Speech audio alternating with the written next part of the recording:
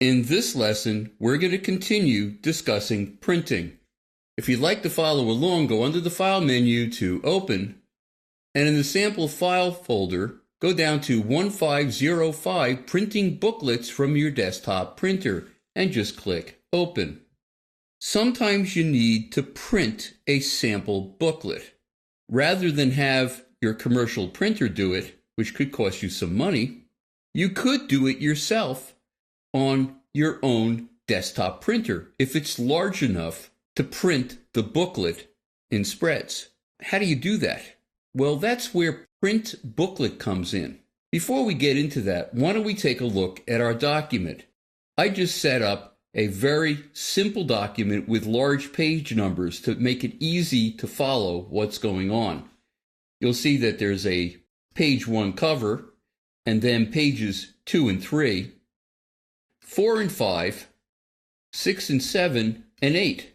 Well, this is fine, this page order, for just reading the document. And that's actually the order we want our client to be able to look at our booklet in.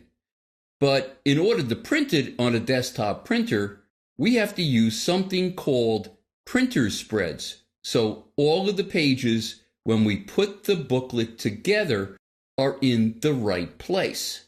When we print it on the desktop printer, page 1 actually has to be next to page 8. Page 2 has to be next to page 7. Page 3 has to be next to page 6, and page 4 next to page 5. Printing it out in that way allows you to take the 2 sheets of paper that make up your booklet, put them together, fold them in half, staple them, and everything will end up in the right place as your client is looking through the booklet. But how do you go about getting it to print like that? If you go under your File menu to Print Booklet, it's going to open the Print Booklet dialog window. All you have to do is just answer a few questions. Like, for instance, do you want all of your pages to print? Yes, we do. The booklet type, this type is actually called 2-up saddle stitch.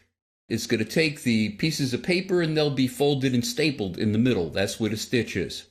We're automatically going to have Indesign adjust to fit the marks and the bleeds on the sheet that we're printing. So obviously we're going to need a fairly large printer. It has to be a printer that can print on paper that's larger than 17 by 11. So there are some restrictions. Let's get a preview of what this is going to look like. I'm going to hit preview, and you can see 8 is next to page 1. Page 2 is next to page 7. 6 is next to 3. And the center spread is 4, 5. So when you take these printed pages, put them together, fold it, and staple it in the center, when your client looks through it, it's going to be as if he's reading through the regular printed brochure with everything in the right order. The last part of this dialog window is really just a summary of everything that we did in the setup section. To complete printing, all I need to do is just click Print. In the next lesson, we're going to begin discussing interactive and animation.